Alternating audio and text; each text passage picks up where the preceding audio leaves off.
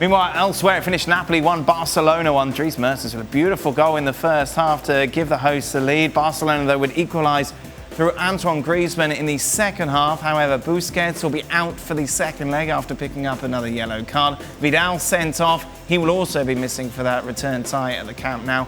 Piqué a doubt for the Clasico after picking up an injury late on. Remember, Piqué, the Clasico is this weekend. This game was hard to watch, wasn't it? I didn't enjoy this at all. Just think of the positive. It's good practice for tomorrow's Lyon-Juventus game. You know what I mean? So we can practice our not enjoying the game on probably what we're going to get tomorrow. I think it's a little unsurprising, bearing in mind Napoli knew they would be outplayed by Barcelona. It's not the Napoli of Sarri's term where they would go at teams. It's a different animal. They did what they had to do well, apart from the goal, which was a blow to them.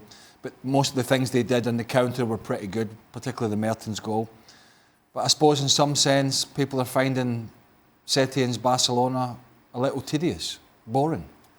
Yeah, 724 passes they completed Barcelona. Of those, I can tell you, without having all the numbers in front of me, but it felt like maybe 10, 20 of those were actually forward passes, penetrating passes. Everything is just sideways and back. And sideways and back, and so slow and so predictable, which made it very easy for Napoli to just sit in behind and try to force a turnover. In fact, it was Napoli that looked the more dangerous team in transition whenever they did force a turnover to go and attack Barcelona. Look, I look at a Barcelona team that if indeed you're going to keep the ball, because that's what Setien wants and that's the Barcelona makeup, it has to be quicker, sharper. The movement of the ball has to be quicker. It has to be one-touch passing, and it has to be to the point to where you have to threaten him behind. The one time they threatened him behind was Semedo that got it with that run in the second half. Forward pass by Busquets. God forbid there's a forward pass in this game. Forward pass by Busquets. And the one time that you see Antoine Griezmann attacking the ball in the box, he scores. To his credit, he may have touched the ball 5 times in this game, but one of them was productive. Right. So if you're Barcelona, you take the 1-1, you take the away goal, and you run away from Napoli. If you're Napoli, you'll be so very disappointed that you allow Barcelona to escape out of here with the result that they did. Because Barcelona were nowhere near their best and nowhere near a team that looked like they were going to score today. Frank? Yeah, I agree with you, Dan, and with the guys. I didn't enjoy the game. Nothing to say about Napoli because they gave their best, and I think they were unfortunate to concede a goal where, in fact, they were at the peaks in terms of dominations and possession of the ball.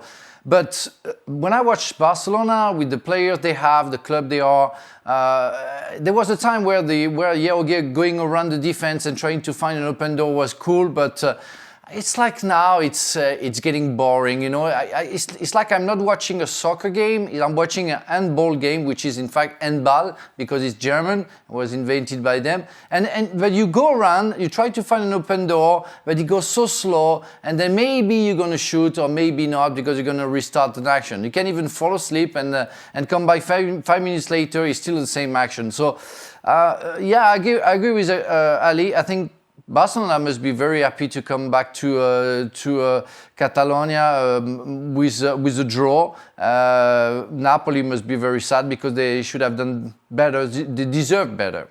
It's a proper tie, though, in the second half, isn't it? And there's a second leg. Barca 5-1 on, Napoli 3-1. But as I mentioned, no Busquets, no Vidal, Piqué doubt. Makes a difference. That's an emergency. Get some signings in. Me harping on about this is almost as boring as watching them sometimes. But, you looked at that side tonight and, emergency signing nonsense. I know Braithwaite can't play in the Champions League, but it's still a very good side.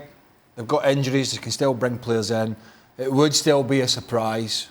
Pretty big one if Barcelona were not to go through. But at least from Gattuso's point of view, he can go there, charge the players up, sit in, see if he can catch them on the counter. The challenge for Barcelona is that they don't seem, in their minds, to have any depth.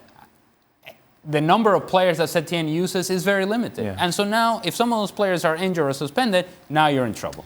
Barca are rubbish away, by the way, in the knockout stages of the Champions League. They've only won 1 of their last 9 matches, just scoring 3 measly goals.